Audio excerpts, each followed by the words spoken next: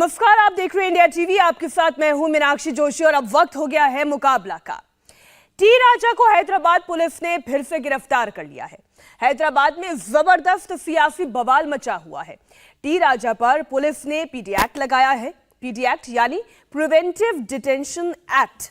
इसके तहत आरोपी को पुलिस 1 साल तक अपनी कस्टडी में रख सकती है, यानी कोर्ट में पेश करने की जरूरत नहीं पड़ेगी। फिर जमानत का सवाल भी पैदा नहीं होगा। जब कोई अपराधी बार बार अपराध करता है, यानी आदतन अपराधी होता है, तब पुलिस उस पर शिकंजा कसने के लिए पीडी एक्ट लगाती है। आरोप लग रहे हैं ओवैसी के दबाव में ये एक्ट लगाया गया है, वो भी तब जब आधी रात को ओवैसी फोन करते हैं और 90 आरोपियों को पुलिस की गिरफ्त से छुड़वा लेते हैं। हैदराबाद में सिर तन से जुदा के नारे लगा रहे थे, हिंसा कर रहे थे। पुलिस ने पकड़ा और ओवैसी साहब का फोन जाते ही छोड़ दिया। राजा सिंह को 23 अगस्त की शाम को विवादित बयान के केस में जमानत मिल गई थी। आज करीब 3:30 बजे पुलिस ने राजा सिंह को फिर से गिरफ्तार कर लिया। दलील दी गई कि एक पुराने केस में यह कार्रवाई की गई थी। अगर वाकई में कोई पुराना केस था तो वो अब तक क्यों नहीं खुला था और पीडी एक्ट लगा देना, पूछेंगे हम इस पर सवाल। राजा सिंह को जिस समय पुलिस ने गिरफ्तार किया, जिस वक्त वो गिरफ्तार करके ले जा रही थी, चीख चीख कर बोल रहे थे। ओवैसी के इशारे पर पुलिस काम कर रही है। ओवैसी के दबाव में ये गिरफ्तारी हुई है, लेकिन मैं डरने वाला नहीं हूं। अब सवाल यह है कि ओवैसी जो मांग कर रहे थे, हैदराबाद पुलिस ने पूरा कर दिया। तो क्या अब सड़कों पर जो फिर तन से जुदा के नारे लग रहे थे, जो सांप्रदायिक तनाव फैलाने की कोशिश हो रही थी, शहर की फिजा खराब करने की धमकी दी जा रही थी, क्या वो खत्म हो जाएगी? इस बड़े सवाल पर होगी बहस मुकाबला में। लेकिन उससे पहले आपको राजा सिंह की बात सुनाते हैं। पुलिस और ओवैसी पर कैसे वो सवाल उठा रहे हैं, आपके सामने रखते हैं। पुलिस पे पत्थर मारने वालों को खुलेआम असदुद्दीन ओवैसी छुड़वा रहा है, तो यहाँ की पुलिस असदुद्दीन ओवैसी के हाथ की कठपुतली बन चुकी है। खुलेआम दिख रहा है, खुलेआम नारेबाजी, खुलेआम प्रदर्शन, खुलेआम पत्थरबाजी। मंदिरों को तोड़ा जा रहा है, टारगेट किया जा रहा है, हिंदुओं के घरों पे पत्थर मारा जा रहा है।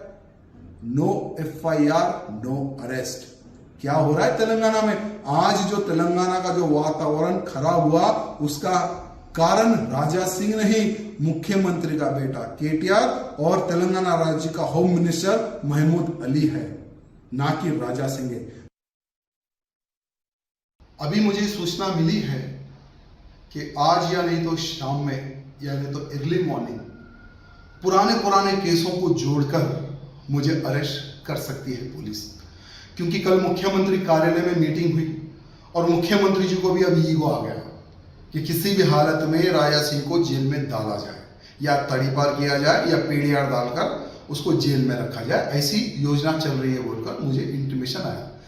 तो मैं मुख्यमंत्री जी को बताना चाहूँगा, ना हम गोली से डरते हैं, ना हम फांसी से डरते हैं और ना ही हम जेल से डरते हैं। धर्म युद्ध है, कोई हमारे भगवान को गाली दे, ये हमें बर्दाश्त नहीं। और जो धर्म को ललकारेगा, जिस भाषा में वो समझेगा, उस भाषा में राजा सिंह नहीं, भारत का हर वो हिंदू, हर वो दुश्मन को जवाब देगा। राजा सिंह पुलिस पर सवाल उठा रहे हैं, तेलंगाना पर सवाल उठा रहे हैं, ओवैसी पर भी सवाल उठा रहे हैं। आज मुकाबला में हम इन्हीं बड़े सवालों का जवाब ढूंढने की कोशिश करेंगे। पहला सवाल तो यही, क्या ओवैसी के दबाव में टी राजा की गिरफ्तारी की गई है? सवाल नंबर 2, अगर टी राजा पर पीडी एक्ट लगाया गया है तो इसके पीछे असली मकसद क्या है? क्योंकि ये कहा जा रहा है किसी पुराने मामले पर पीडी एक्ट लगाया गया है, लेकिन टाइमिंग, इस वक्त क्यों कार्रवाई? बड़ा सवाल ये कि ओवैसी ने भड़काऊ नारेबाजी के आरोपियों को फिर क्यों छुड़ाया? जब सिर तन से जुदा के नारे, जब आग लगा देने वाले नारों के वो खिलाफ है, तो फिर उन पर भी कानूनी कार्रवाई होने देते जिन्हें गिरफ्तार किया गया था। सवाल नंबर 4, क्या ओवैसी के इशारे पर काम कर रही है हैदराबाद की पुलिस? और सबसे महत्वपूर्ण सवाल तो ये, टी राजा की जिस तरह से गिरफ्तारी की गई है, वो संवैधानिक है या फिर राजनीतिक? हम करेंगे इस पर चर्चा। कुछ खास मेहमान हमारे साथ जुड़ गए इस शो में।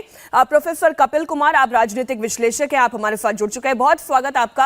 आप हमारे साथ स्टूडियो में ही मौजूद हैं। विश्व हिंदू परिषद के प्रवक्ता प्रवेश चौधरी हमारे साथ जुड़ गए, स्वागत प्रवेश जी आपका। AIMIM नेता कलीमुल हफीज जी भी हमारे साथ जुड़ गए, बहुत स्वागत कलीमुल जी आपका भी। तो शुरुआत कलीमुल जी आप ही से कर लेते हैं। कानून अपने स्तर पर तो कार्रवाई करेगा, ये बात सच है, लेकिन ये कानून का दो तरफा रवैया तो नहीं हो सकता।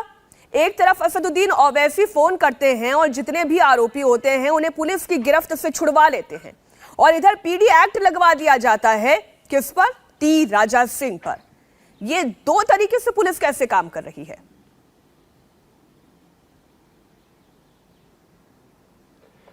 देखिए, टी राजा सिंह जो है हैबिचुअल ऑफेंडर हैं।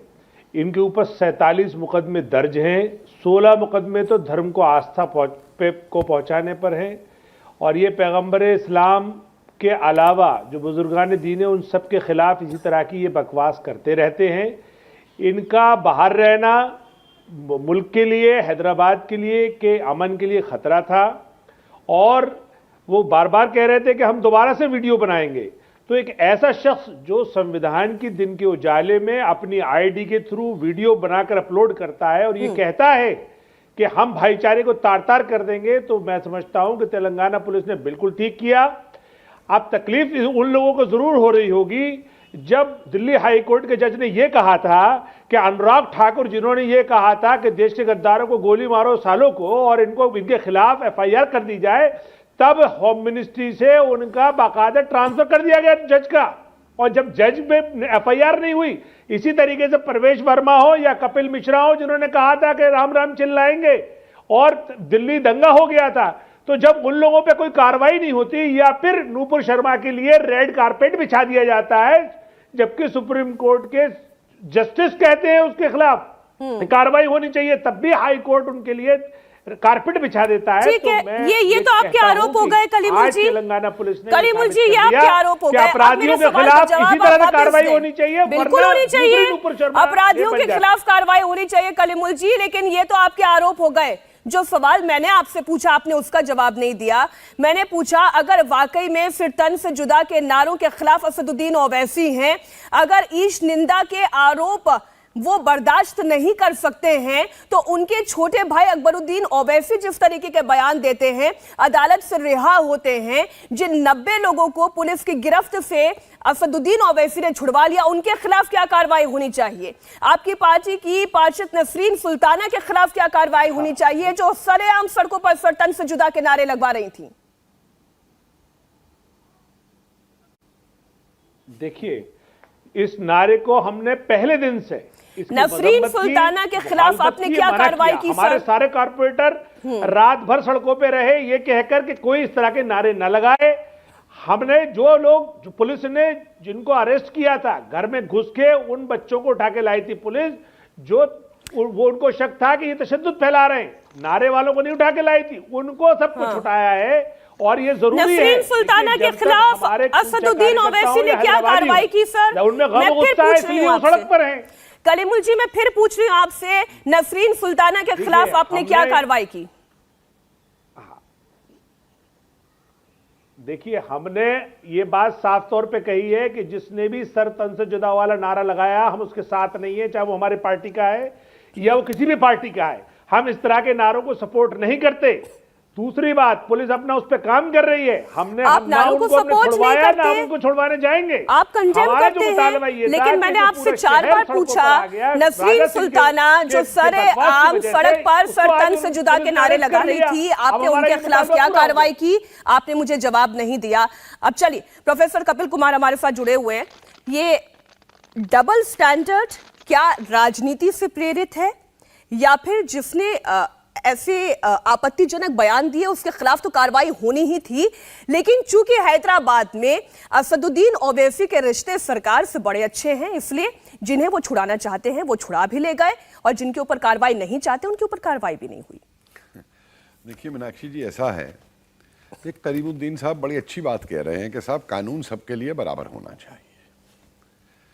तो अगर इनको गिरफ्तार किया जाता है ये पीडी एक्ट वगैरह लगा करके, तो जो लोग ये नारा दे रहे हैं तन से जुदा, भाई करीमुद्दीन जी पुलिस की मदद कीजिए उन्हें आइडेंटिफाई करने में।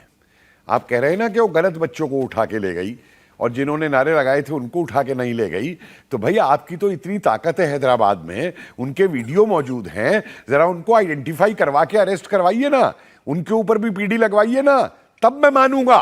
केवल ये कह देने से कि हम उन्हें कंडेम्ड करते हैं बात नहीं बनती है। दिक्कत आपके यहाँ ये है कि ओवैसी साहब के खुद के भाई जब ये नारा देते हैं, एक मिनट सुनिए साहब, देखिए मैंने इंटरफियर नहीं, देखिए मैं ये नहीं करूंगा डिबेट, कलीमुल जी मैं डिबेट में मैं डिबेट में देखिए मैं इनको इंटरफियर नहीं किया डिबेट में, ये मेरे टाइम पे ना बोले।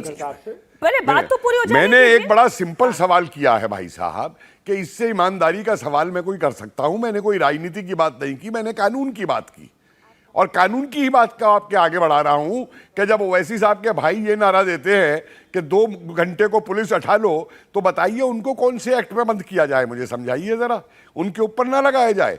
और जब आप कह रहे हैं डी राजा सिंह के पुराने बहुत सारे मुकदमे थे, बड़ी अच्छी बात है, उनके पुराने सुनिए, अरे देखिए फिर आप में सुनने की गुर्दा नहीं है साहब, अपनी कमजोरियां सुनने का गुर्दा नहीं है, आप जवाब दीजिएगा, आपको टाइम देगी एंकर, मेरा प्रश्न सुन लीजिए आप। नहीं प्रोफेसर साहब मैं सुन रहा हूं आप जी, बड़ी अच्छी बात है कि राजा सिंह पे आपने कहा कि बड़े पुराने मुकदमे थे वो उठाए गए। भाई साहब एक काम और करवा दीजिए, सन 1948 के अंदर जो रजाकरों ने कत्ल किए थे हैदराबाद के अंदर, पूरे तेलंगाना के अंदर, जरा उन रजाकरों के भी मुकदमे खुलवा दीजिए, फिर सारे नाम बाहर आ जाएंगे कि कौन रजाकर खानदानों से थे और उन्होंने क्या किया था हैदराबाद के अंदर, वो भी निकलवा लीजिए ना। फिर कानून की बात करिए, मैं तो कानून की बात कर रहा हूं, मैं ना धर्म की बात कर रहा हूं ना मैं राजनीति की बात कर रहा हूं, ठीक, मैं कानून की बात कर रहा हूं। मैं जवाब दूं, जवाब ले लेते हैं कलीमुल जी। देखिए पहली बात उन्होंने कही अकबरुद्दीन ओवैसी साहब पे, वो उस पर बाकायदा केस चला, केस में बाकायदा बरी हुए और ये बात 10 साल पुरानी है। दूसरी बात, अब रजाकारों की बात की, देखिए रजाकार जो थे वो सब पाकिस्तान चले गए, ये ऑल इंडिया मजलिस इत्तेहादुल मुस्लिमीन भारतीय संविधान के तहत हमारी पार्टी है, हम संविधान की रक्षा है, संविधान के तहत रहते हुए अपने अधिकारों के लिए लड़ाई लड़ते हैं। कपिल कुमार साहब आप होश में आ जाइए, आप 48 वाला लैंग्वेज संभालिए साहब, अपनी लैंग्वेज संभालिए, होश में आप आइए, तभी से बात करिए। मैं ऐसी डिबेट में बेवकूफ आदमी से हिस्सा नहीं, होश में यही आए, मुझे होश में लाने वाले तुम कौन होते हो भाई, जो हमारे अरे तुम कौन होते हो मुझे होश में लाने वाले, बेहोश तो तुम हो। अरे तुम पाकिस्तान के होश से बाहर निकलो, तुम इस्लाम के होश से बाहर निकलो, देश की सोचो, धर्म से उठ करके, कभी देश की सोचते हो तुम? आप बाहर निकलिए, अरे छोड़िए, आप होश में आप आइए, अपनी जबान पे कंट्रोल करिए, अपनी जबान पे कंट्रोल करिए। अरे करीमुद्दीन साहब अपनी जबान पे कंट्रोल करिए, फिर दोबारा से समाज को बांट रही है। आप बांटते हैं समाज को, रोज आपका ओवैसी भाषण दे के बांटता है रोज, अपने को देखिए, देखिए, फिर दोबारा से बांट शर्म आनी चाहिए आपको। ठीक है कपिल जी, कलीमुल जी, कलीमुल जी और मुझको होश में आने को कह रहे हो। कलीमुल जी मेरी एक इल्तिजा है और मेरी यही इल्तिजा सभी मेहमानों से जी प्लीज आरएसएस तो बीजेपी जो अरे कलीमुल जी मेरी एक इल्तिजा है, अल-कायदा है। एक मिनट कपिल जी प्लीज एक मिनट दीजिए। कलीमुल जी आपसे भी और मेरे जितने मेहमान हैं मैं उन सभी से एक ही दरख्वास्त हमेशा करती हूं, आप इज्जत दें बदले में इज्जत पाएं। ये चर्चा बहुत अच्छी हो सकती है लेकिन इज्जत देकर बात करें और इज्जत पाएं, इतना ही मैं निवेदन आप सभी मेहमानों से कर सकती हूँ। बाकी और मेहमान भी हमारे साथ जुड़ गए हैं, मुफ्ती मंजूर ज़ियाई जी इस्लामिक स्कॉलर हैं, आप भी हमारे साथ जुड़ गए। मुफ्ती साहब मैं ये कह रही हूं कि जिसने धार्मिक भावनाओं को ठेस पहुंचाई उसके खिलाफ कानूनी कार्रवाई होनी चाहिए, इसमें कोई दो राय नहीं, लेकिन जो सड़कों पर निकल जाते हैं सर तन से जुदा के नारे लगाते हैं उन्हें भी तो पुलिस को आइडेंटिफाई करना चाहिए। क्या उनके आइडेंटिफिकेशन के बाद असदुद्दीन ओवैसी को यह अधिकार मिल जाता है कि उन्हें रिहा करवा दे बिना कानूनी जांच के? क्या नसरीन सुल्ताना को यह अधिकार मिल जाता है कि वो सड़कों पर सिर तन से जुदा के नारे लगवाएं, धार्मिक भावनाओं को भड़काएं? क्या उन्हें यह इजाजत मिल जाती है? क्यों? क्योंकि हैदराबाद में असदुद्दीन ओवैसी का पर्चा चलता है। मीनाक्षी जी बिल्कुल नहीं, ये देश कानून से चलता है और मुझे उम्मीद है कि आप भी और हम सब भी कानून के दायरे में रह के ही बात करते हैं। और कहीं पर भी असदुद्दीन ओवैसी साहब का अगर कहीं पर्चा भी चलता है तो कानून के पर्चे से बड़ा पर्चा किसी का भी नहीं है। और आने वाले दिनों में भी आप ये देखेंगे कि जिन लोगों ने भी गलत किस्म की अफवाहें उड़ाई हैं या गलत किस्म के वहां पर नारेबाजी की है या गलत तत्वों का इस्तेमाल हुआ है तो यकीनन उन सब पर कार्रवाई होनी चाहिए। उसकी मांग मैं मुफ्ती मंजूर ज़ियाई करता हूं और आपके माध्यम से करता हूं और पूरे मुल्क को इस बारे में सोच लेना चाहिए कि जो भी गलत कमेंट करेगा किसी के ऊपर में रसूलुल्लाह सल्लल्लाहु अलैहि वसल्लम की शान में जिस तरीके से गुस्ताखियां हो रही है, मीनाक्षी जी आप इस बात को भी देख रहे होंगे किस तरीके से जलील करने की कोशिश हो रही है हिंदुस्तान के मुसलमानों को। मैं उम्मीद करता हूं कि इस पर कार्रवाई होगी और आने वाले दिनों में इस पर बड़ी कार्रवाई की उम्मीद हमेशा है और रहेगी। और जिन लोगों ने भी वो नारे लगाए हैं, जो कि नारा बिल्कुल मुसलमानों का नारा नहीं है, ना ही इस्लाम का नारा है, ना ही मोहम्मद रसूलुल्लाह का नारा है, मैं समझता हूं कि ऐसे नारे लगाने वालों को जेल की सलाखों के पीछे होना चाहिए। और उम्मीद है कि पुलिस जरूर उस पर कार्रवाई करेगी और उसको जेल की सलाखों के पीछे डालेगी। और जो लोग जो छुड़ाने की बात करते हैं, मुझे नहीं लगता है कि अवैसी साहब के कहने से पुलिस छोड़ देगी।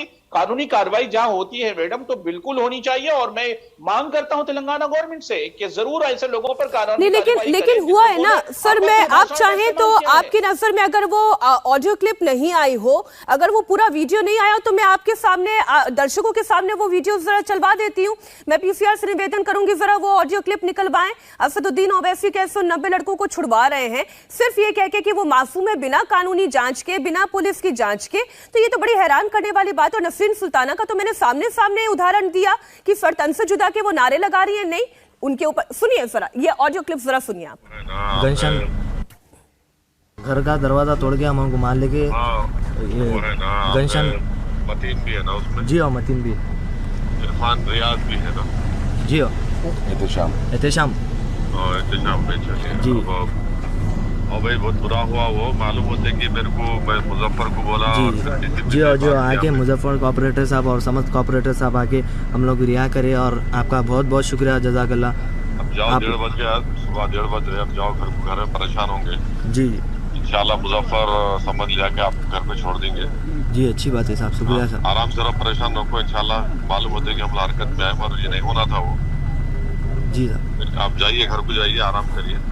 जी अच्छी बात है साहब, शुक्रिया, जज़ाकल्लाह साहब। हाँ, घर वाले परेशान होंगे, आपके जाइए। जी अच्छी, ओके, शुक्रिया साहब, जज़ाकल्लाह। अब जीआई साहब मुझे ये बताइए, मुफ्ती साहब मुझे ये बताइए, ये कौन तय करेगा? क्या ये पुलिस तय करेगी? क्या कानूनी प्रक्रिया से तय होगा कि उस वक्त इन लोगों ने सड़कों पर नारे बुलंद किए थे या नहीं किए थे, या फिर ये लड़के खुद तय कर लेंगे और ये हिमायत करेंगे, असदुद्दीन ओवैसी को कहेंगे कि प्लीज हमारी पैरवी कर दीजिए और असदुद्दीन इन्हें छिड़वा लेंगे? नहीं मोहतरमा मीनाक्षी जी, आपने इस बात को बगौर सुना कि उसके सामने आइडेंटिफाई किया है मुजफ्फर हुसैन साहब, क्योंकि मुजफ्फर का नाम लिया है गया है, तो वहां पे आइडेंटिफाई की गई है कि क्या वही लड़का है जिसको घर से उठाया गया था। तो जबरदस्ती अगर किसी के साथ घर से उठाया गया है तो जनप्रतिनिधि होने के नाते वो पुलिस डिपार्टमेंट में बात कर सकते हैं, हम और आप सभी बात कर सकते हैं अगर किसी को गलत उठाया जाता है तो। और मुल्क का कानून इस तरीके का है कि इन्वेस्टिगेशन हो, अगर किसी ने गलत कार्रवाई की है और गलत किसी के नारे लगाए हैं तो उनको जेल की सलाखों के पीछे डाला जाएगा। और आइडेंटिफाई होने में आज के वक्त में तो बिल्कुल मुझे नहीं लगता है ज्यादा देर लगेगी, क्योंकि कैमरा है, सारी चीजें हैं और तमाम चीजें एविडेंस के तौर पर बतौर पेश हो जाएंगे और उसको देखने के बाद पुलिस प्रशासन अपना काम करेगी। और आने वाले दिनों में आप वो जरूर देखेंगे कि ऐसे बच्चों को जिन लोगों ने गलत काम किया है, चाहे वो जो छोटे हो, बड़े हो, जवान हो, चलिए, ये तो जिन लोगों ने बच्चे गलत किया है उन गलत के ऊपर में कार्रवाई होनी चाहिए। मुफ्ती साहब पहले तो मुझे ये बात इसलिए नहीं समझ में आई क्योंकि पुलिस की कार्रवाई अभी पूरी हुई ही नहीं थी और उससे पहले असदुद्दीन ओवैसी जी का फोन चला गया और ये रिहा हो गए। अब मैं एक और वीडियो आपके सामने चलवाती हूँ दर्शकों के सामने। नसरीन सुल्ताना जो कि एआईएमआईएम की पार्षद है, वो सिर तन से जुदा के नारे लगवा रही हैं और मैं कलीमुल जी से बार बार पूछती रही कि उनके खिलाफ पार्टी ने क्या कार्रवाई की, उन्होंने एक जवाब नहीं दिया। पीसीआर से निवेदन है जरा वो वीडियो भी चलाया दर्शकों के सामने। चलिए ये वीडियो आप निकलवाए, मैं वो वीडियो चलवाती हूँ। हमारे साथ सुबूही खान सामाजिक कार्यकर्ता है, आप भी जुड़ी हुई है। सुबूही, मैं ये कहती हूँ कि धार्मिक भावनाओं को पहले तो आहत ना किया जाए और वो फिर किसी भी पक्ष के द्वारा ना किया जाए, और जब कानूनी कार्रवाई हो तो उसमें भी डबल स्टैंडर्ड ना लिए जाए। पर ये डबल स्टैंडर्ड दिखाई दे रहे हैं। एक के खिलाफ पीडी एक्ट लगा दिया जाता है, उसको कोई डिफेंड नहीं करता। कानून जैसे कार्रवाई करना चाहती है वैसे कार्रवाई करे, लेकिन उनके खिलाफ क्या कार्रवाई होनी चाहिए? कांग्रेस के नेता राशिद खान, उनके भाई खान साहब, इसके अलावा नसरीन सुल्ताना, ऐसे बहुत सारे नाम और बहुत सारे चेहरे आइडेंटिफाई करके इंडिया टीवी पर दिखाए जा सकते हैं जो फिर तन से जुदा के नारे लगा रहे हैं। जी मीनाक्षी जी, मैं आपकी बात से बिल्कुल सहमत हूं। भारत एक लोकतांत्रिक देश है, एक पंथ निरपेक्ष देश है और सभी आराध्यों का हमारे देश में सम्मान होता है। किसी की भी रिलीजियस फीलिंग्स हर्ट नहीं होनी चाहिए और अगर किसी कारणवश हो जाती हैं तो आईपीसी की धाराओं के हिसाब से जांच होनी चाहिए और दोषी पाने पे सजा मिलनी चाहिए, चाहे कोई कितना ही पावरफुल क्यों ना हो। लेकिन मैं आपके चैनल के माध्यम से केंद्र सरकार से भी अपील करना चाहती हूँ कि गुस्ताखे रसूल की एक ही सजा, सरतन से जुदा, ये एक भारत विरोधी और एक भारतीय संस्कृति के विरोधी एक नारा बन गया है। मैं भी कहती हूँ आई सपोर्ट नुपुर शर्मा, मेरा सर तन से जुदा करने की तो बात नहीं हो रही है, लेकिन अगर कोई हिंदू भाई बहन आई सपोर्ट नुपुर शर्मा कह दे तो उसका सर एक्चुअली कलम कर दिया जाता है। ये एक एथनिक क्लेंजिंग के इस नारे के स्लोगन के अंडर हो रही है। इस संजीदगी को हम क्यों नहीं समझ रहे हैं? ये कोई स्टेट लॉ एंड ऑर्डर का मसला नहीं है। पूरे देश में ऐसे विधर्मी राजनीतिक दल हैं जो कम्युनल इलेक्टोरेट की राजनीति करते हैं। मुझे एक बात बताएं कि जितने वो तो ये नारे लगवाएंगे। मुफ्ती हैं उनमें से ज्यादातर ऐसे, अब जीआई साहब भी ये कह रहे हैं कि ये इस्लामिक नारा है ही नहीं, लेकिन इसके बावजूद ये नारे फिर कैसे लग रहे हैं देश में? देखिए मीनाक्षी, औरतों का हलाला करना भी इस्लामिक नहीं है, लेकिन मुसलमान समाज में हो रहा है। छोटी छोटी बच्चियों का रेप भी जायज नहीं है, लेकिन इस्लामिक समाज में हो रहा है शरिया के नाम पर। ये जो सुल्ताना नसरीन है जो हैदराबाद में सरतन से जुदा के नारे लगा रही हैं, मुझे बहुत खुशी होती अगर हैदराबाद में जो 12-12 साल की बच्चियों को मिस्यार मैरिज के नाम पे अरब से 80-80 साल के बूढ़े शेख खरीद के लेके जाते हैं, काश ये आवाज उन मुसलमान बच्चियों के लिए उठा देती। मैं मीनाक्षी ऐसे आपको कितने उदाहरण दे सकती हूं जो इस्लाम का हिस्सा नहीं है लेकिन मुसलमान समाज में हो रहे हैं। जियाई साहब को और जो भी समझदार मुस्लिम स्कॉलर्स हैं उनको समझना पड़ेगा कि पैगंबर मोहम्मद सल्लल्लाहु अलैहि वसल्लम का अपमान कोई नहीं करना चाहता इस देश में। भारत में हर पंथ को सेलिब्रेट किया जाता है, लेकिन लोगों के मन में आक्रोश पनप रहा है कि अगर आप कुछ गलत देखते हैं तो आप गलत को गलत क्यों नहीं बोलते हैं? भाई ये लोग तो जो पॉलिटिक्स कर रहे हैं, राजनीति कर रहे हैं, ये तो करेंगे ही, ऐसे ऐसे चेहरे चमकाएंगे, लेकिन हम लोग जो सामाजिक स्तर पे काम कर रहे हैं, हमारी क्या जिम्मेदारी है? मीनाक्षी, इसको निपिंदा बट करना पड़ेगा। 11 किलिंग्स हो चुकी हैं सरतन से जुदा नारे के अंदर। केंद्र सरकार को इंटरवीन करना पड़ेगा, आइडेंटिफाई करने पड़ेंगे वो लोग जो नारे लगा रहे हैं, आइडेंटिफाई करने पड़ेंगे वो नेता जो प्रमोट कर रहे हैं उन नारों को और बचा रहे हैं उन लोगों को। टेरर के चार्ज लगाइए इन लोगों को, डालिए जेल के अंदर। पूरे देश में सिविल वॉर की स्थिति बन रही है। हम लोग क्या सोच रहे हैं? इतने हल्के में ले रहे हैं। कोई पंजाब देख रहा है, कोई तेलंगाना देख रहा है, कोई दिल्ली देख रहा है। अरे आपको पूरे देश की तरह इसको सीरियसनेस को, एक संजीदगी को समझना पड़ेगा। मसले की ग्रेविटी जितना हमें दिख रही है उससे कहीं नहीं, बहुत ज्यादा लेकिन है। इस पर तो पॉलिटिकल फायदा उठाने की कोशिश हो रही है। प्रवेश चौधरी वीएचपी के प्रवक्ता हमारे साथ जुड़े हुए हैं। और प्रवेश चौधरी जी, ये फायदा हर पक्ष उठाने की कोशिश कर रहा है, फिर वो चाहे किसी भी समाज से आता हो, किसी भी पॉलिटिकल पार्टी से आता हो।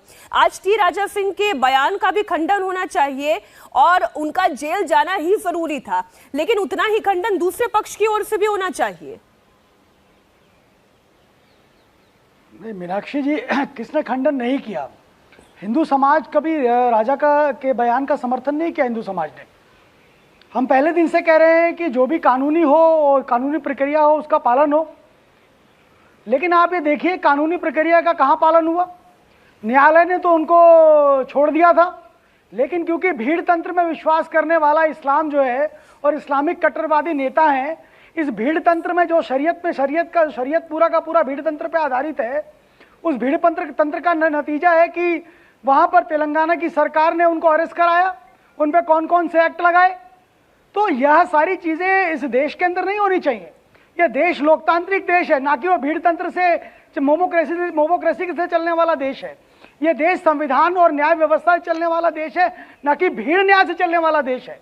मैं साफ साफ कह रहा हूं, यह भीड़ न्याय है जहां पर सरकार पर प्रेशर डाला गया ओवैसी के द्वारा, और ओवैसी ने 90 लोगों को छुड़वा लिया और राजा को अरेस्ट करा दिया। अरे हिंदू समाज ने तो कहा कि जो न्यायिक व्यवस्था है उस न्यायिक व्यवस्था के हिसाब से जो भी सजा न्यायालय देगा उसको मानेंगे।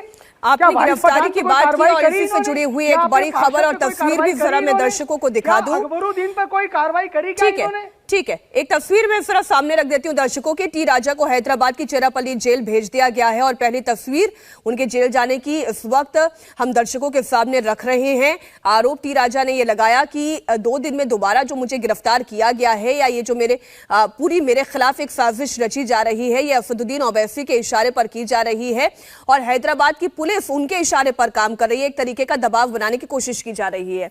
प्रोफेसर साहब, मैं ये कहती हूं कि किसी भी तरफ से धार्मिक असहिष्णुता के नारे क्यों लगे? ये इससे पॉलिटिकल फायदा कौन उठाने की कोशिश कर रहा है? ये केवल इस समय यहां की पॉलिटिक्स की बात नहीं है।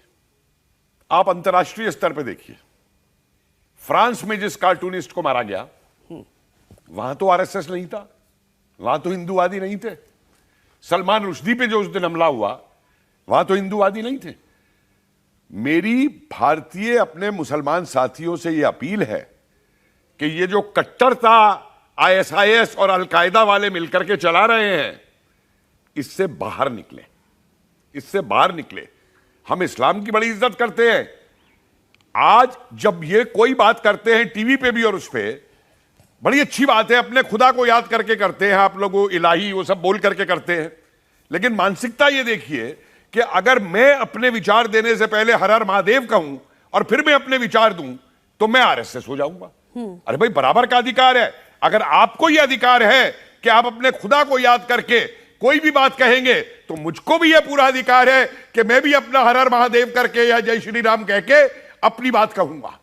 लेकिन मैं अपनी बात कहूंगा तो मैं तो सांप्रदायिक हो गया, मैं तो हल्ला मचाने वाला हूं, मैं कट्टरता फैलाने वाला हूं, और आप अगर करें तो सही है।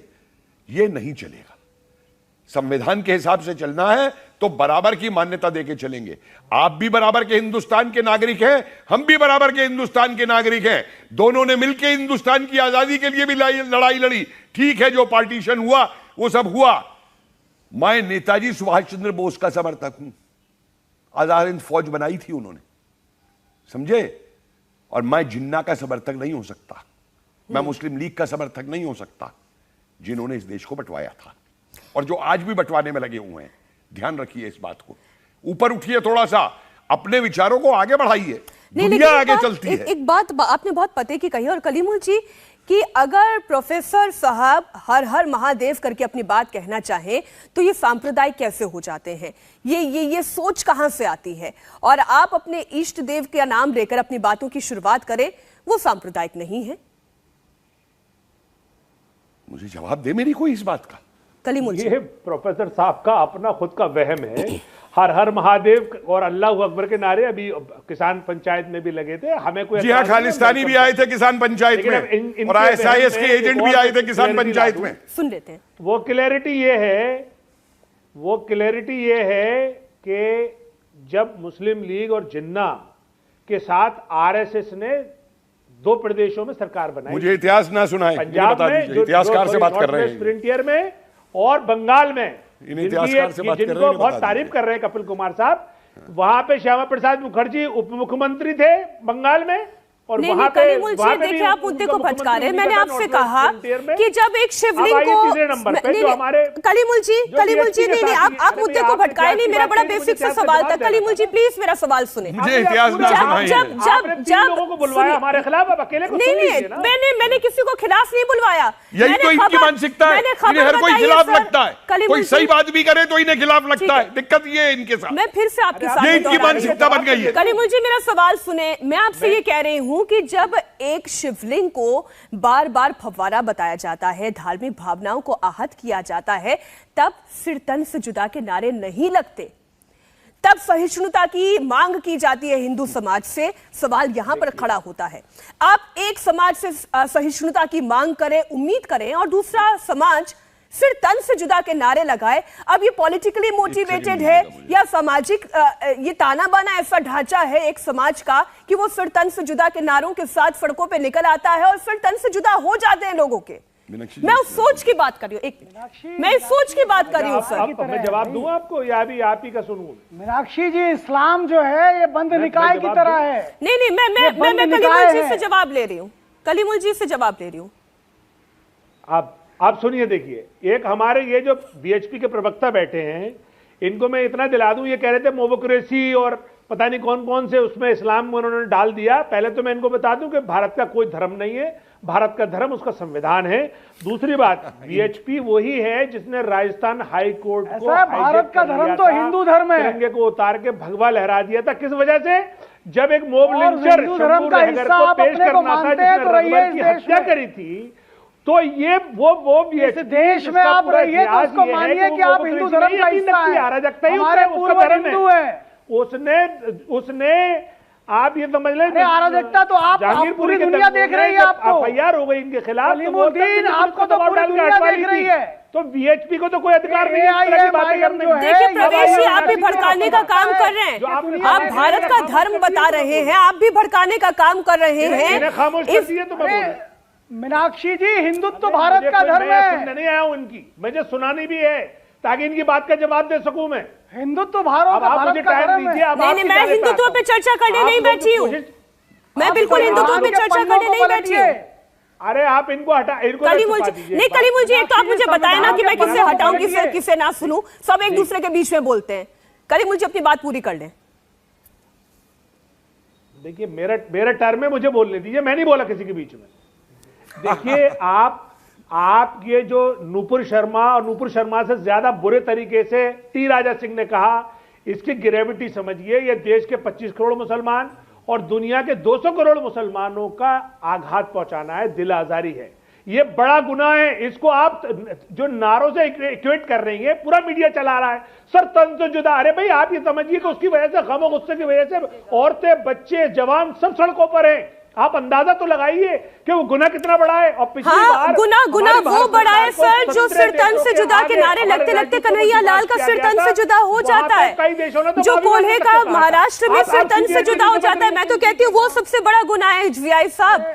गुनाह वो है जहाँ पर वाकई में सिर तन से जुदा हो जाता है। मेरी समस्या इस बात की है जीआई साहब। मीनाक्षी जी, जो 17 देशों में नहीं 25 देशों में हमारी भारतीय कंपनियों का बहिष्कार हुआ, प्रोडक्ट का बहिष्कार हुआ, वो कितना बड़ा गुनाह है आपको पता है? कितना मतलब इंसानी मौत से ज्यादा बड़ा हो गया, की छवि को कितना इंसानी मौत से ज्यादा बड़ा हो गया व्यापारिक घाटा। बोलना पड़ा। अरे सर सुनिए, इंसानी जान से ज्यादा बड़ा हो गया क्या व्यापारिक घाटा? इंसानी जान सबसे ज्यादा महत्वपूर्ण है या व्यापारिक घाटा ज्यादा महत्वपूर्ण है? क्या बात कर रहे हैं? सड़कों पर खून बह जाता है, एक एक बूंद की कीमत होती है सर। नहीं, जब देश के गद्दारों को गोली मारो देश पे। अरे सर मैं कह रही हूँ ना, कन्हैया लाल का खून बह गया, उमेश कोहली का खून बह गया, आपके लिए बहुत ज्यादा महत्वपूर्ण है किसी का खून बह जाना या केवल सिर तन से जुदा के नारों को आप सपोर्ट करेंगे? 54 जाने गई थी, आज तक अरेस्ट हुए, FIR भी नहीं हुई उनके खिलाफ। क्या बोल रहे हैं आप? मीनाक्षी जी, किन की जानों की बात कर रहे हैं आप? मैडम आप कौन सी बातें कर रही हैं? कौन सी यहाँ पे मुसलमान की जान की कोई कदर है? अरे मुसलमान को तो ये कुछ समझते ही नहीं है। यही आपकी सोच खतरनाक है। आप इंसान की जान को हिंदू और मुसलमान के बीच में तोलते हैं। कलीमुल जी, यही आपकी सोच की परेशानी है। हिंदू और मुसलमान की जान को एक तराजू में तोलिए, तब आप राजनीति की बात करिएगा। जीआई साहब, केवल जीआई जी की आवाज आए। देखिए मीनाक्षी जी, ये इंसानियत सबसे बड़ी चीज होती है। इंसान की जान बचाना हम सबकी जिम्मेदारी है। लेकिन मैं आपको बता दूं कि आका अलैहिस्सलातु तस्लीम की शान में गुस्ताखी, मैं समझता हूं कि कोई भी अमन पसंद इंसान हिंदुस्तान का हो या पूरी दुनिया का हो, कोई भी शख्स ऐसा नहीं जो पैगंबर अलैहिस्सलाम की शान में गुस्ताखी और उसका दिल ना दुख रहा हो। मैं समझता हूं कि 200 करोड़ से ज्यादा लोग जो मुसलमान बसते हैं पूरी दुनिया में, हर एक का दिल छलनी हुआ कि पैगंबर की शान में इतनी गुस्ताखियां, वो भी सरेआम उस मुल्क में जहां पर के संविधान है, जहां पर कानून है, जहां पर सबका साथ है, जहां पर सबके विकास की बात होती है, वहां पर इस तरीके की बातें मीनाक्षी जी क्या शोभा देती हैं? हम ये मुल्क है ना जहाँ की मिट्टियों में जो हमें खुशबू मिल जाती है ना, बाहर के फूलों में भी हमें वो खुशबू नहीं मिलती है। यहाँ के लोगों की ये फिक्र नहीं है। ये कौन लोग हैं जो इस तरीके के अराजकता फैला करके किसी के बुजुर्गों की शान में, किसी नबी की शान में, किसी के रसूल की शान में, किसी के प्रॉफिट की शान में इस तरह की गुस्ताखियां करके सरेआम ओपन चैनल पर आकर कहते हैं? कितना शर्मनाक है और कितना दुखदायक है ये। लेकिन इसके बावजूद मैं उन जानों की जस्टिफाई नहीं कर सकता कि किसी को मारा जाए या सख्त से जुदा के नारे लगाए जाए। मैं बार बार उसकी निंदा करता हूं, सख्ती के साथ निंदा करता हूं, लेकिन कानून पर भरोसा करते हुए मैं अपील भी करता हूं लोगों से कि ऐसे नारे ना लगाएं। लेकिन जो लोग ऐसे नारे लगाते हैं, जो पैगंबर की शान में गुस्ताखी करते हैं, मैं उनसे भी कहता हूं, मेरे भाई आपको क्या तकलीफ है मेरे पैगंबर से? अगर आपको तकलीफ है खामोश रहे, आप क्यों कहते हैं, क्यों हमारा दिल दुखाते हैं? क्योंकि जानते हैं आप रसूल की शान में से बढ़कर हमारे लिए कोई भी चीज नहीं है। बिल्कुल आप ठीक कह रहे हैं। मैं ये कहती हूँ जीआई जी, जितनी तकलीफ आपको है, मैं बार बार ये कहती हूँ मुफ्ती साहब, जितनी तकलीफ आपको है बतौर हिंदू, बतौर आपकी बहन, मैं ये कहती हूँ कि मुझे भी उतनी ही तकलीफ है। लेकिन ये तकलीफ तब भी उतनी ही होती है जब शिव के खिलाफ कुछ बोला जाता है, जब माँ लक्ष्मी के खिलाफ कुछ बोला जाता है। और मैं उस सहिष्णुता की बात करती हूँ, और मैं दोनों समाज से, चाहे वो हिंदू हो या मुसलमान है, उन दोनों समाज से फिर उस सहिष्णुता की उम्मीद करती हूँ। मैं केवल एक समाज से नहीं करती हूँ। सुबह ही कुछ कहना चाह रही है। सुबह ही मीनाक्षी जी प्लीज मुझे मैं एक बहुत इंपॉर्टेंट बात कहने जा रही हूँ। जियाई साहब, मैं आपकी भावनाओं की, आपके जज्बातों की बिल्कुल कदर करती हूँ। एक मुसलमान होने के नाते मैं पूरे देश के मुसलमानों से एक सवाल पूछना चाहती हूँ। अगर पैगंबर मोहम्मद सल्लल्लाहु अलैहि वसल्लम जिंदा होते और उनके बारे में कोई व्यक्ति बदजबानी करता तो वो क्या करते? जो लोग पैगंबर को जानते हैं, पढ़ते हैं, समझते हैं और मानते हैं, उनका दिल जानता है कि पैगंबर जाते उस व्यक्ति से प्यार से पूछते कि भाई बेटा तुम्हें किस चीज की नाराजगी है, तुम्हें क्या गलतफहमी है? ये सरतन से जुदा के नारे आप लोग इस्लाम के नाम पर कहां से ले आए? इस पे इंट्रोस्पेक्शन तो करिए। वो पैगंबर मोहम्मद जो महिला सम्मान की बात करते थे, आप उस इस्लाम की बच्चियों के को सेक्सुअल कमोडिटी की तरह इस्तेमाल कर रहे हैं। ट्रिपल तलाक, हलाला, मल्टीपल मैरिजेस, मिसयार मैरिजेस, क्या क्या कर रहे हैं आप उन बच्चियों के साथ? ठीक, पैगंबर सुबह मोहम्मद आपने सवाल पूछ लिया, बहुत छोटा सा जवाब। हम जिया लोग जी। यूनिवर्सिटी जलाने वालों को पूछ रहे हैं। बहुत छोटा सा जवाब मुफ्ती जी, फिर मैं आ रही हूँ। मीनाक्षी, इस्लाम में बहुत कुछ ऐसा है जो अच्छा है, लेकिन मुसलमान समाज में मान कितना रहे लोग? ठीक है, मैं मुफ्ती जी का जवाब ले लेती हूँ। मुफ्ती जी लोग, ओके, मुफ्ती जी। जिस मल्टीपल शादी की आप बात करते हैं, जिस तलाक की बात करते हैं, इंसानियत को जो पैगाम दिया है इस्लाम ने और पैगंबर इस्लाम ने, वो बहुत वाज़ेह है। आपने जैसा कहा कि रसूलुल्लाह सल्लल्लाहु अलैहि वसल्लम के ज़माने में ऐसा होता तो क्या होता? क्या रसूलुल्लाह सल्लल्लाहु अलैहि वसल्लम हुक्म दे रहे हैं किसी को कत्ल करने का? क्या मुसलमान इस्लाम के नाम पर उसे कत्ल करने जा रहा है?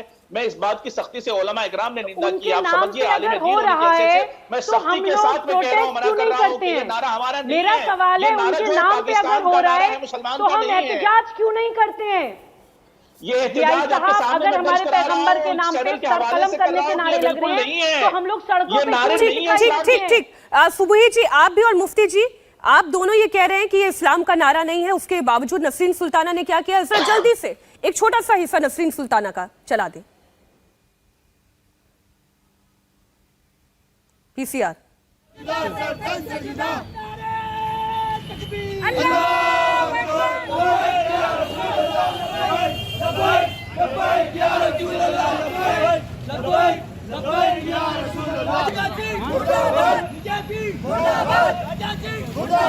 लब्बैक की बात करना, सिरतन से जुदा की बात करना, प्रोफेसर साहब ये चिंता का विषय है।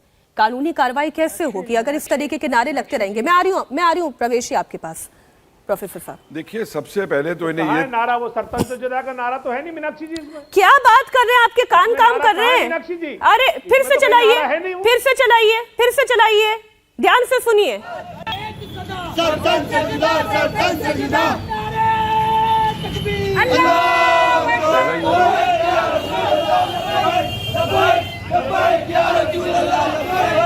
ठीक, ये अब सुन लिया आपने? आईना देखना बड़ा मुश्किल हो जाता है कभी कभी, प्रोफेसर साहब। ऑडियो है कहीं की। अरे सर, नहीं यार, वीडियो में नहीं है, वो ऑडियो है कहीं। आईना देखना बड़ा मुश्किल है, आईना देखना बहुत मुश्किल है, मैं जानती हूँ। आईना देख लिया मैंने, मैं आपको आईना दिखा रहा हूँ। मैडम, ये मीडिया जो है वो टी राजा सिंह के गुनाह को छुपाना चाहता है, नहीं छुपा पाएगा। गुमराह किसी और को करिएगा, आप हैदराबाद की जनता को गुमराह करिएगा, आप मीनाक्षी को गुमराह मत करिए, ठीक है? हम गुमराह होने वालों में से नहीं है। चलिए प्रोफेसर साहब। मालूम है मीनाक्षी जी, ये लोग क्या आप कर रही है गुमराह, मैं आपको कैसे कर सकता हूँ? ये जो भी कुछ कर रही है वो तो आप अरे कर रही है, पूरा देश देख रहा है इसको। प्रूफ के साथ सबूत आपके सामने रख दिया, उसके बावजूद आप मानने के लिए तैयार नहीं है, तो ये समस्या आपकी है, ये समस्या आपकी है। प्लीज देखिए, ये लोग जिस मानसिकता से ग्रस्त हैं, इनको सिर्फ दूसरे का दोष दिखाई देता है। मुझको एक बात बताइए, जब हिंदी देवियों की नंगी तस्वीरें बनाई थी एक आर्टिस्ट ने, एमएफ हुसैन ने, उस समय कहां थे? इनका बयान आया? पाकिस्तान के अंदर ये लोग 200 करोड़ और 225 करोड़ की बात कर रहे हैं। पाकिस्तान के अंदर रोज हिंदू लड़कियों को, सिख लड़कियों को अगवा किया जाता है, उनका धर्म परिवर्तन किया जाता है, उस पर इनकी जबान नहीं खुलती। और तो और छोड़िए, चीन उलगार मुसलमानों के साथ जो कर रहा है, अजान और नमाज तक बंद करा के, उसकी इनकी जबान नहीं खुलती। इससे साबित क्या होता है कि ये इस्लाम के ऊपर भी वही नीति रखते हैं जो पाकिस्तान रखता है चीन के बारे में। चीन के बारे में इनकी जबान नहीं खुलती। अरे ओवैसी साहब का बयान दिखा दीजिए ना, उलगारों के साथ जो चीन कर रहा है। मोदी जी की जुबान नहीं खुलती। अरे छोड़िए, मोदी की बात मत करिए, इस समय बात आपकी हो रही है कलीमुद्दीन। आप बताइए, मोदी जी कलीमुद्दीन, बात तुम्हारी हो रही है और तुम्हारी पार्टी की हो रही है। और मैं इतिहास, मैं तथ्य पे बात कर रहा हूँ। तुम पे तथ्यों के जवाब नहीं होते, तुम सिर्फ चिल्लाना जानते हो। चीन आके बैठ गया भारत में। तुम सिर्फ चिल्लाना जानते हो। अरे तुम चिल्लाना जानते हो, सिर्फ तुम्हारे में तथ्य का जवाब देना नहीं है। और ये पता क्या करेंगे, शाम को मेरी वेबसाइट पे लोग धमकी वाले चिट्ठियां पहुंचवाते हैं, धमकी वाले फोन करवाते हैं। ये इन लोगों की औकात। आज तो सबको अरे छोड़िए कलीमुद्दीन साहब, अरे छोड़िए जनाब, आपकी नेतागिरी बहुत देख ली हमने, और ये दादागिरी नहीं चलेगी आपकी हिंदुस्तान में। मैं बता दूं आपको, हिंदुस्तान का एक संविधान है, संविधान के हिसाब से चलेगा। प्रधानमंत्री को मत लाइए, पहले मुझसे निपटिए। अरे पहले मुझसे निपटिए, प्रधानमंत्री को बाद में लाइएगा। पहले मुझसे निपटिए। इस चर्चा को इसी नोट पर विराम देती हूँ। मैंने कल भी कहा था, मैं आज फिर कहती हूँ कि भाषा ऐसी बोलनी चाहिए जो आगे वाले को भी सुखद अनुभव दे, आप खुद भी सुखी महसूस करें। लेकिन इसके बावजूद जब अकबरुद्दीन ओवैसी का नाम लिया जाता है, उनके बयानों को याद दिलाया जाता है, तब ये कह दिया जाता है कि नहीं, ये तो ऑडियो किसी और की थी। आज जब नसरीन सुल्ताना की बात मैं आपके सामने रखती हूं, तो फिर आप ये कह देते हैं कि नहीं, ये तो ऑडियो किसी और की है, वीडियो किसी और का है। कॉन्टेक्स्ट की बात की जाती है। थोड़ा सा दिल बड़ा कीजिए। जब दूसरों के ऊपर उंगली उठाते हैं तो ये याद रखिए, 3 उंगलियां आपकी तरफ भी उठ रही हैं, जरा उसे भी आप याद रखिएगा। बहुत शुक्रिया आप सभी मेहमानों का हमारे साथ मुकाबला में जुड़ने के लिए, इस चर्चा में शरीक होने के लिए। सोनाली फोगाट की प्राथमिक पोस्टमार्टम रिपोर्ट में एक बड़ा खुलासा हुआ है। सोनाली फोगाट के शव पर चोट के कई निशान पाए गए हैं। वहीं गोवा पुलिस ने इस मामले में अंजना थाने में 2 लोगों के खिलाफ हत्या का केस दर्ज कराया है। सोनाली फोगाट के भाई ने हत्या की आशंका भी जताई है। जो पोस्टमार्टम रिपोर्ट है वो इस वक्त हम आपके सामने रख रहे हैं। सोनाली फोगाट की पोस्टमार्टम रिपोर्ट में उनके शरीर पर चोट के निशान पाए जाने की बात लिखी गई है। सोनाली फोगाट की मौत पर हरियाणा के गृह मंत्री अनिल विज ने कहा कि इस पूरे मामले की उच्च स्तरीय जांच होनी चाहिए, जिससे पूरा सच सामने आ सके। उनके परिवार के लोग बहुत संगीन आरोप लगा रहे हैं।